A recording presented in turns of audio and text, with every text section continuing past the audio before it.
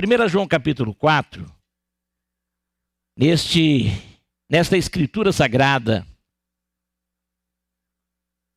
toda a Bíblia é inspirada por Deus, e esse livro que chamamos de primeira carta do apóstolo João, é como toda a escritura, carta do Espírito Santo para mim e para você. Inicialmente foi dirigida a um grupo de pessoas que viviam uma situação difícil no início do cristianismo, no final do primeiro século, foi o público original, e os cristãos daquela época estavam sendo já atacados por uma heresia.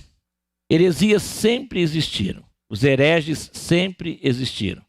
Nós temos hereges que trabalharam desde o período em que Jesus estava pregando, já havia pessoas confundindo, e as heresias continuarão.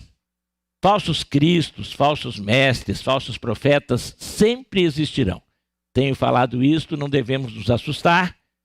E quanto mais aparecem, de certa forma até é bom, porque é sinal que as profecias de Cristo estão se cumprindo. Ele disse que nos últimos dias aumentaria o número de falsos profetas, de falsos cristos, de falsos mestres.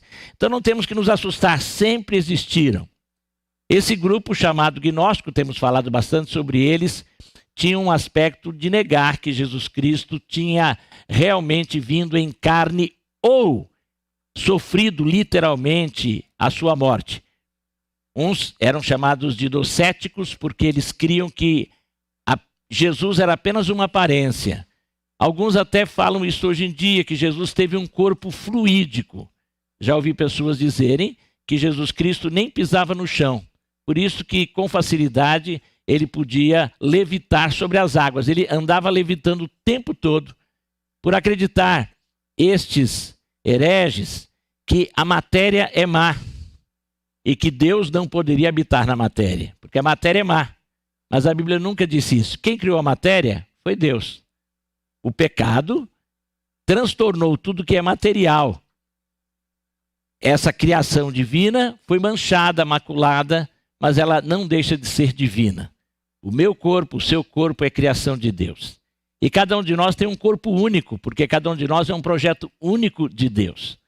Nesse sentido, o nosso corpo não é apenas um embrulho, como alguns dizem. Ah, é um embrulho. Aí o seu espírito que é eterno, ele vai voltar num outro embrulho. Não. Você tem um corpo único porque você foi criado de maneira especial e específica por Deus. Nem eu nem você somos obras do acaso, nem o mundo é obra do acaso.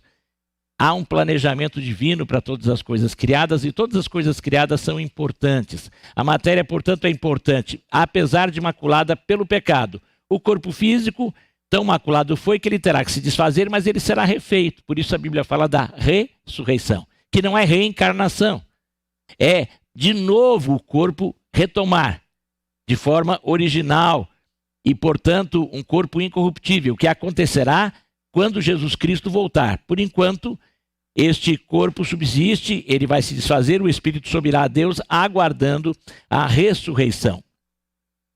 É importante aquilo que cremos. É muito importante.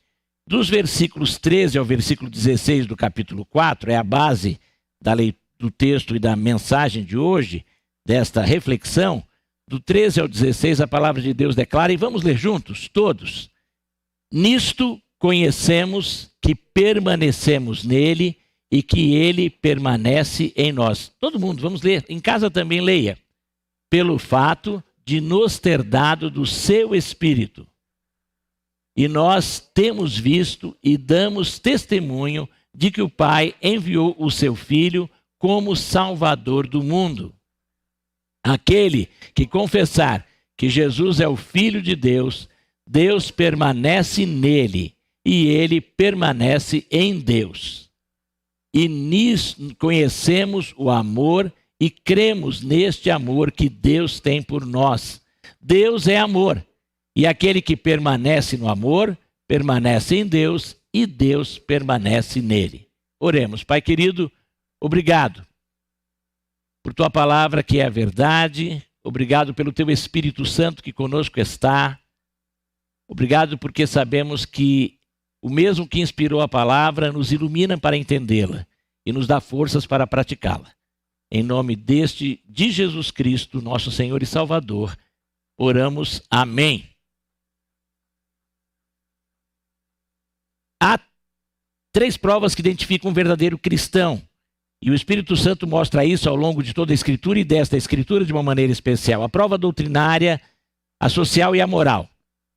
E hoje eu quero ver 3 características, e vamos ver aqui 3 características que provam ser alguém um verdadeiro cristão. Às vezes há uma dúvida, sou ou não sou de fato crente? Alguém é ou não é de fato crente? 4:1, versículo 1 do capítulo 4, diz: amados, não deem crédito a qualquer espírito, mas provem os espíritos para ver se procedem de Deus, porque muitos falsos profetas têm saído do mundo afora. Nisto reconhecem o Espírito de Deus. Todo espírito que confessa que Jesus Cristo veio em carne é de Deus. E todo espírito que não confessa isso a respeito de Jesus não procede de Deus. Pelo contrário, esse é o espírito do anticristo, a respeito do qual vocês ouviram dizer que viria e que agora já está no mundo. Filhinhos, vocês são de Deus e venceram os falsos profetas, porque aquele que está em vocês é maior do que aquele que está no mundo. Eles procedem do mundo, por essa razão falam da parte do mundo e o mundo os ouve. Nós somos de Deus, quem conhece a Deus nos ouve, quem não é de Deus não nos ouve. Nisto reconhecemos o espírito da verdade e o espírito do erro. A primeira característica, o verdadeiro cristão é conhecido pelo que crê. E ele vai crer através da palavra de Deus. A nossa fé tem que estar baseada na palavra de Deus. Muita gente fala, o importante é você crer. Crer em quê? Se eu acreditar que eu consigo voar e pular do 10º andar de um edifício, com toda a fé que eu tenho, sabe o que vai acontecer comigo? Eu vou me esborrachar. Então não adianta crer. Crer por crer. Crer, fé na fé. Algumas pessoas estão assim hoje. O importante é você ter pensamento positivo. O importante é você fazer declarações positivas. A gente tem que crer na verdade. A verdade está na palavra de Deus. Em termos de ensino, é a palavra de Deus. Quando se fala que não deem crédito a qualquer espírito, o sentido aqui é o ensino. O espírito daquele que está ensinando, o que é que ele está trazendo? Mesmo que ele diga que traz uma revelação superior, extraordinária, uma nova revelação, se isto que ele fala não é baseado na palavra de Deus, a palavra verdadeira, genuína, a Bíblia Sagrada, este ensino não é de Deus. Pode-se dizer um novo ensino e ele pode até realizar milagres e sinais. Jesus Cristo disse que os falsos profetas, no final dos tempos, estariam poderosíssimos. Fariam sinais e prodígios e maravilhas tais que, se possível fosse, enganariam os próprios escolhidos. Quem é de Jesus sabe que o ensino vem da palavra de Deus, é atraído pela palavra e permanece na palavra. E pela palavra ele vai reconhecer que Jesus Cristo é o Filho de Deus, o Salvador do mundo. Filho de Deus significa que Jesus Cristo é o próprio Deus. Quando se declarava naquela época filho, pensava-se em alguém que tinha a mesma natureza do pai, a mesma característica do pai. Não é porque o gatinho nasceu no forno que ele é biscoito. Ele continua sendo gatinho.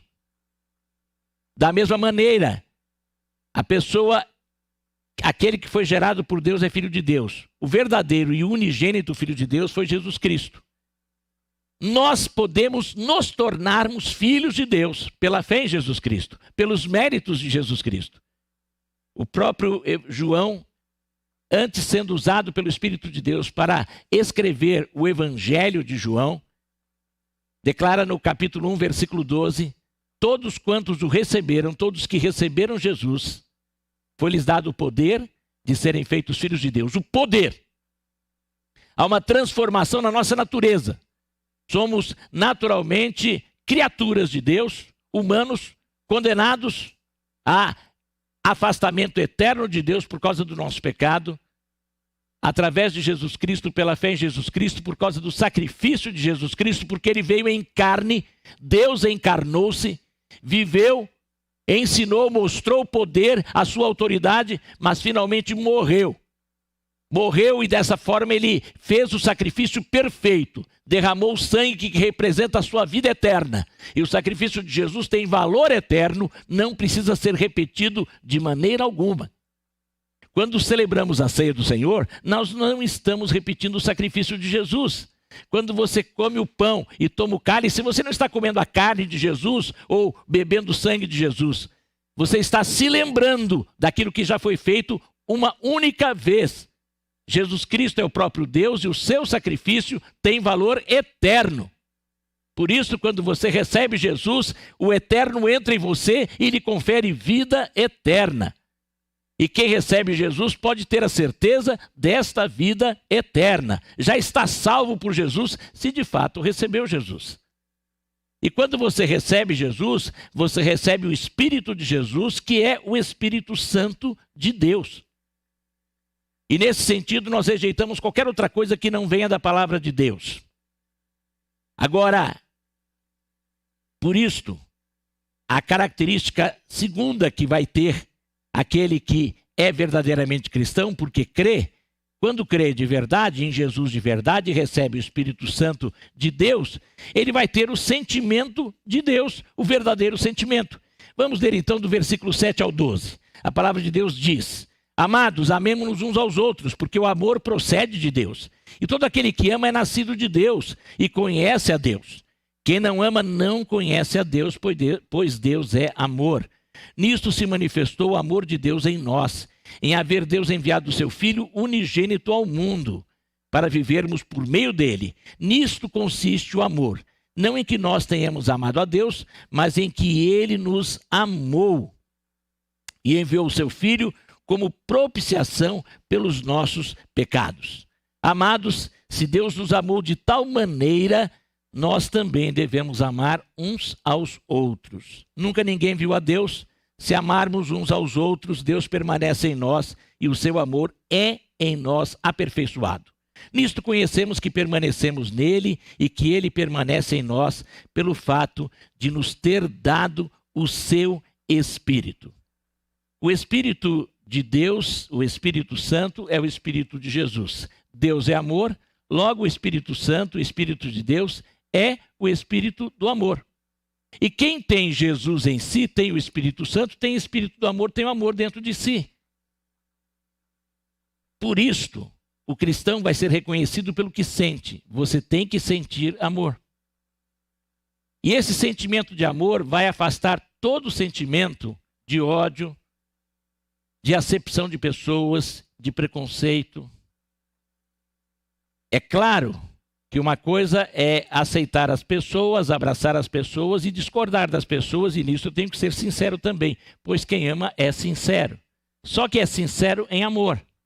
É sincero sempre acreditando que o outro pode mudar, sempre dando uma nova chance. Um filme que foi produzido, um documentário, na verdade, sobre um morro do Rio de Janeiro, uma comunidade no Rio de Janeiro, entrevistando lideranças daquela comunidade, perguntaram em quem eles mais acreditavam. E foram citadas algumas coisas. Em primeiro lugar, ficaram as igrejas cristãs. E quando foi dito por que eles acreditavam, por que as igrejas cristãs, e disseram assim: as igrejas cristãs não nos olham como bandidos. E mesmo se alguém aqui da comunidade tem um filho que é bandido, a igreja cristã sempre acredita que aquele bandido pode se recuperar. E não rejeita o filho. Não rejeita ninguém da comunidade. O sentimento do amor nos leva à aceitação. Sentimento do amor que afasta o sentimento do ódio. Como disse, da indiferença. Quando você tem mágoa, você tem ressentimento. O que significa isso? É sentir de novo a raiva, é sentir de novo a mágoa.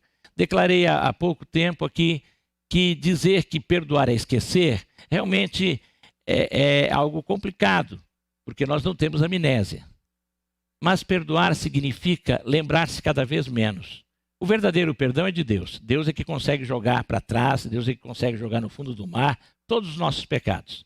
Nós apenas refletimos o perdão de Deus e deixamos que esse perdão venha através de nós e pela fé perdoamos e declaramos perdão a alguém. No entanto, nós podemos cada vez mais viver em amor e aperfeiçoar o nosso amor por aquele que nos ofendeu, não tocando mais no assunto, não ressentindo a dor e a mágoa, não falando de novo. Já tenho dito aqui também, né? E é bom a gente lembrar que é comum alguém falar assim: olha, eu não tenho mágoa alguma de fulano, mas que ele foi muito mal comigo, e aí conta a história toda. O que acontece? Vem tudo de novo à mente e ao coração. Então, se você perdoou, não toca mais no assunto, não pensa mais no assunto, não fala mais no assunto. Alimenta o sentimento de perdão, alimenta o sentimento de acreditar que aquela pessoa pode ter mudado ou pode mudar. Neste sentido, é neste aspecto que é o sentimento do amor.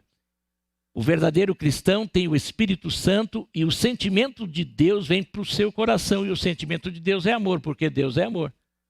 Então esse sentimento tem que cada vez mais crescer naquele que se declara cristão.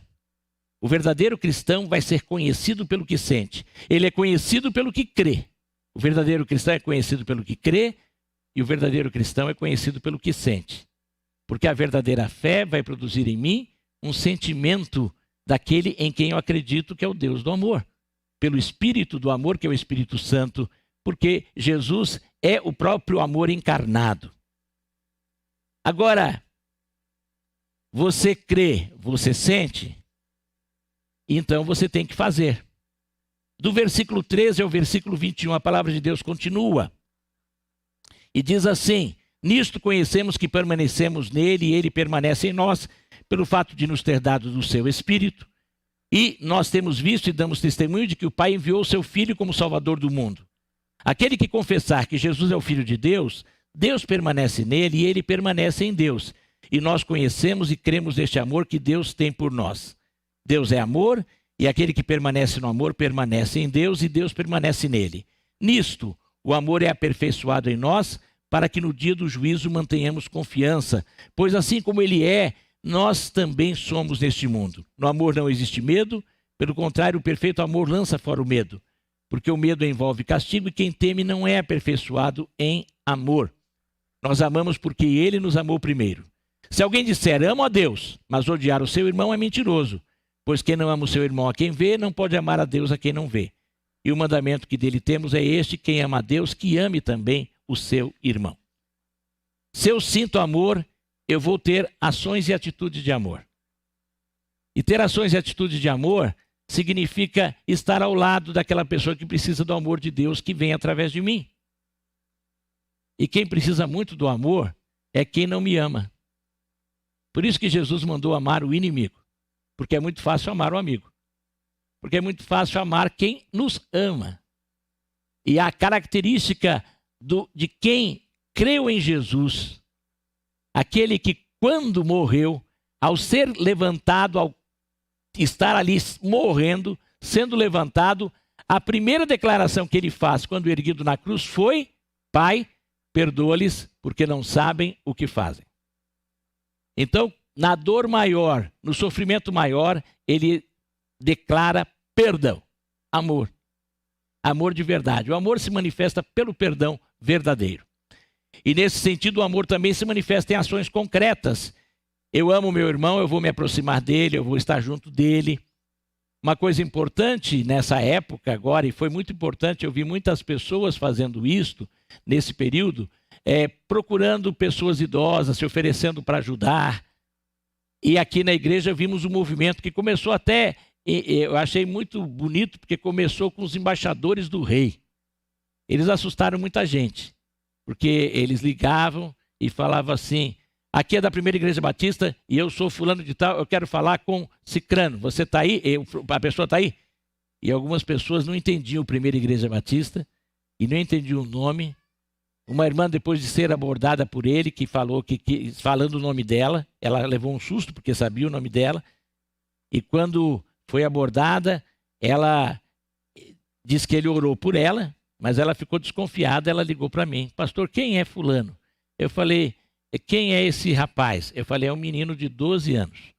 De 10 anos, na verdade, quem tinha ligado para ela tinha 10 anos. É um menino de 10 anos que ligou. E ele ligou, o que ele fez? Ele orou por mim. Não foi bom? Foi bom. Então, que bênção.